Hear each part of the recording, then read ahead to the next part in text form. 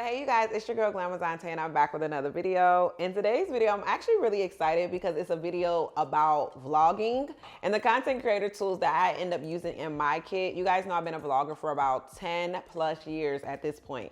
So over the years, I've accumulated a bunch of different little things and gadgets and cameras. So I want to show you guys what I feel like the best cameras are, or a comparison between two of my favorite cameras that's also in my kit. So we have the DJI Osmo Pocket 3 camera, and we also have the Insta360 GO Ultra Pro camera. So these are the two cameras that I have, you guys, and I want to do a video today on showing you guys the comparison between the two, what I prefer over one camera versus the other, and how I feel like the shooting quality is on both of them. So if you're interested in something like that, definitely stay tuned. So the Insta360 camera. Now this camera captures everyday moments and it's super tiny, portable, and made for high quality 4K, hands-free, more of like a point of view shot of basically everyday life. If you're one of those type of people that like to tell a story with your footage and you don't want it to just be based on your face and visual, this camera is actually really good for that because it helps to create an overall perspective of the story and show your viewer exactly what you see without compromising your actual experience in day-to-day life. Now, one thing I can say about both of these cameras is I feel like they are based around the fact that it's for the shy vlogger. Now with me, I ain't really that shy, but I don't also like pulling out my camera 24/7 and having everybody be like, who, what she got a camera for? Because you know that can kind of be a taboo thing when you bring out your camera. Everybody's like, what in the world is she recording?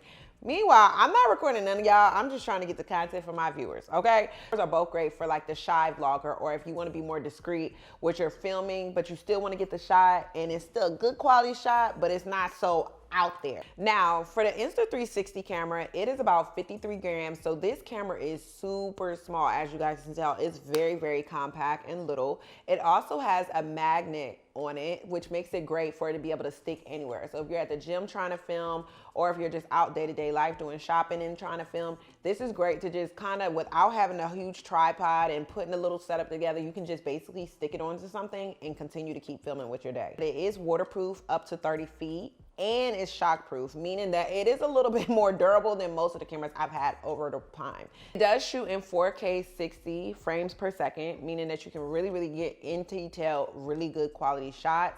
And it's great, like I said, also for building shots. It's one of those cameras that is very versatile and you can put it in multiple places. Things where it kind of works with what you want to do without you having to really realize I'm filming in the moment.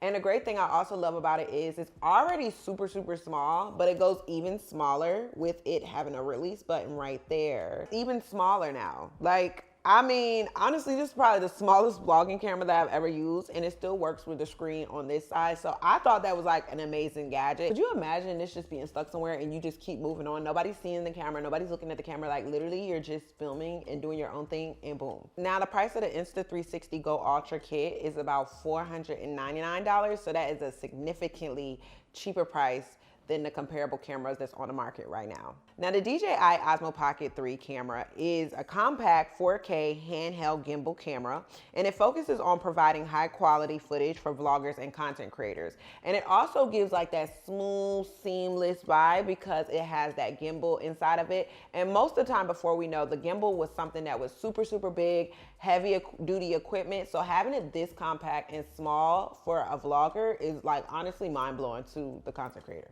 Now it is 179 grams, so it is way bigger than the Insta360. It also has the built-in gimbal, which is everybody's kind of favorite thing about this, and it helps you to get really good cinematic shots. Now I've used this for quite a couple months, and it is great for being a vlogger with just holding it around, getting that smooth, seamless thing. Because one thing about it is I hate very choppy, shaky shots. I feel like it makes me kind of seasick with watching it, so I definitely don't want to see nobody else with doing it. I also feel like with this camera, it is a super sensitive camera.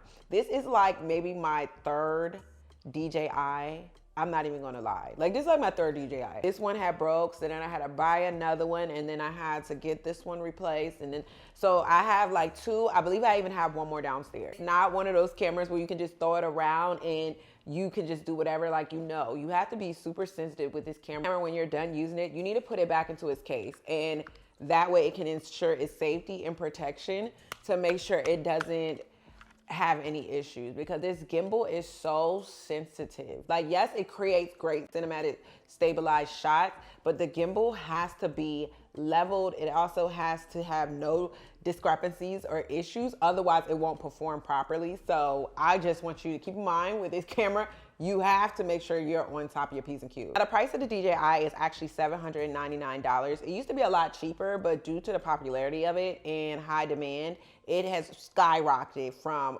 $400 to $800. And that is a crazy amount, but girl, you know how price and demand is, $800. I want to mention the price difference between the two.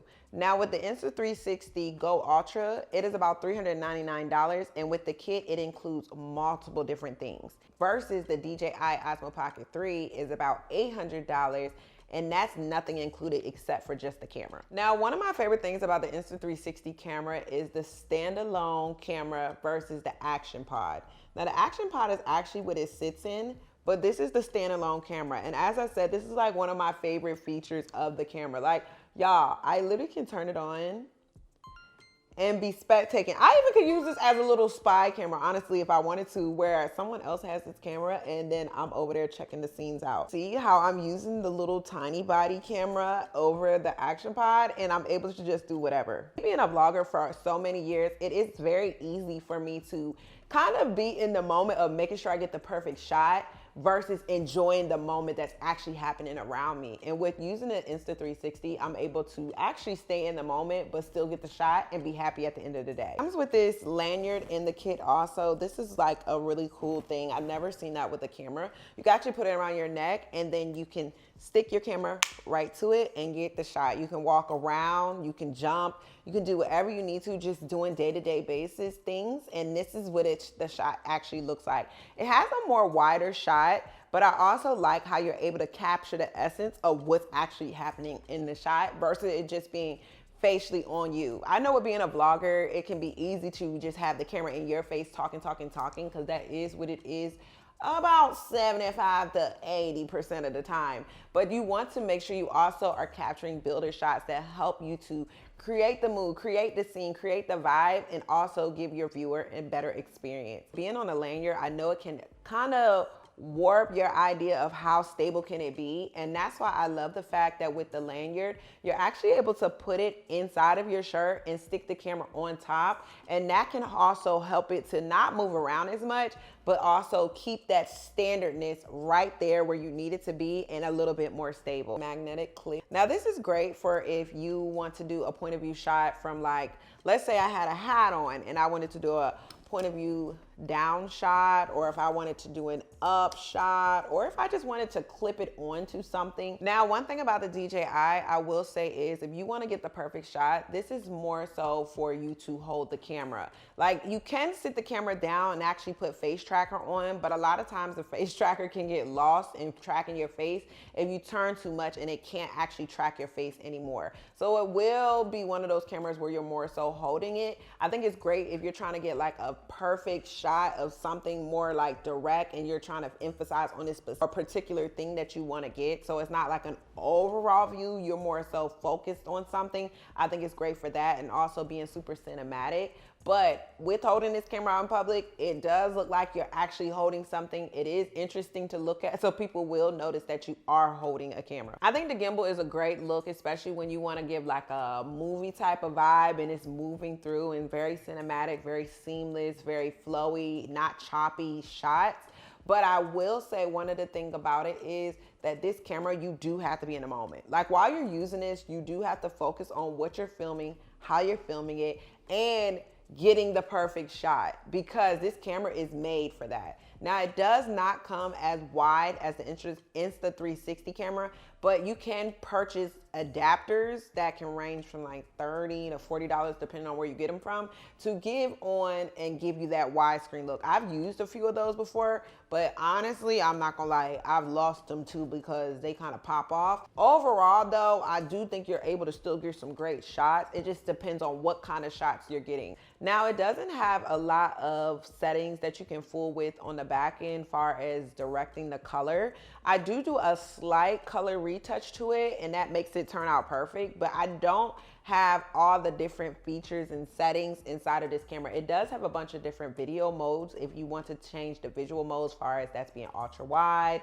or distortive or just different creative things, but it doesn't have those technical different things that I'm kind of used to with multiple cameras. Now with the DJI Pocket 3, it does have more of like a crisp color. You can use HDR lenses so you can filter the color out a little bit better, but I typically don't end up using those as much, and it gives like a great cinematic vibe, and I think it does really well with changing your settings. Now the settings on this one isn't like you can change the coloring too much, but you can do it in manual or you can shoot in vlog, where it helps you to manipulate the colors a lot more and make it a little bit more personalized versus the Insta360. In low light, I have noticed that the Go Ultra does have a low light mode setting where you can actually put it on, and it does shoot pretty well in that setting. It doesn't give me too much grain, and you're actually able to see and capture the subject of what's happening. Could it be a little bit better? Yeah, but I don't think it's as bad for the size of the camera. Now, as far as stabilization, because we have talked about with the DJI, it does have a lot of stabilization due to the gimbal built in. Now, the Insta360, it is pretty stabilized. It has its own like stabilized feature inside of the camera. It's a tilt fix, what helps it to be a lot more stable. So it's not actually really that bad, to be honest. Like, I wouldn't even be able to tell. It's super made. It's kind of made for unstable settings because it is a point of view shot type of camera. So it is used to not being as stable. So I won't say that this one is like horrible. Like, I feel like that it does the job of what needs to be done. But of course with the DJI, you know it's gonna win that because it does have a built-in gimbal, and that's pretty much what the camera is based on, the gimbal. But like I said, the gimbal is super, super sensitive. For the Insta360 camera, honestly, I feel like if you're thinking about an outdoors interactive camera, this is the great camera. Number one, it's waterproof. It's waterproof. It's waterproof. It's waterproof. So basically you can capture really, really creative shots and just push the limit on your imagination, which you're able to visually shoot and produce content wise. As far as the DJI camera, as I've told you guys repeatedly, and I'll keep emphasizing it, this camera is super sensitive because once it gets wet, it's a done deal. Like, it's no coming back from that. At that point, RP to your camera. Now with the DJI Osmo Pocket, you can purchase your DJI mic. It can range from like $100 to $150. You pretty much sync the mic to the camera, and anytime you turn the camera on and then you turn the mic on, it automatically syncs up, and then pretty much you're on the go and you're able to talk. And I'll show you guys an audio test of that. Hey you guys, this is Glamazon Terry, and I am recording with my DJI mic on. Hey you guys, this is Glamazon, and I'm recording without my DJI mic on. But with the mic Air for the Insta360, you pretty much have to take the transmitter, you stick it into the camera, and then you turn on the actual receiver mic, and then you can just talk. Now the mic to me does sound a lot clearer on the Insta360 mic versus not having it, but you do have the option of using both, and I'll let you guys hear a video visual test of that also. Hey you guys, so this is me recording with the mic on my Insta360 camera. Hey guys, so this is your girl Glamazon, and I am recording without my mic on my Insta360 camera. I think that it just depends on what you're looking for and what type of shoots you're trying to do. I do think the Insta360 is a lot better far as with the price point and the way that you want to maneuver with storytelling and shots. I think that both are great to have in your kit. That's why typically with me when I travel, I use both of them because it just depends on what type of story I'm trying to tell. But I will say for the Insta360, she definitely kind of trumps the DJI far as durability, creativity. If you're wanting to be a discreet vlogger and just get into it, if you want to have that flexibility of filming but not really letting everybody know you're filming, I think the Insta360 may got shit. If you guys are interested in any of the products that you've seen today, especially the Insta360 GO Ultra, check the link in the bio, and you guys also should use my code TAY for a 15% off code so you can save you some coin and get into your vlogging bag. I can't wait to see you guys in the next video, and comment below what camera you like.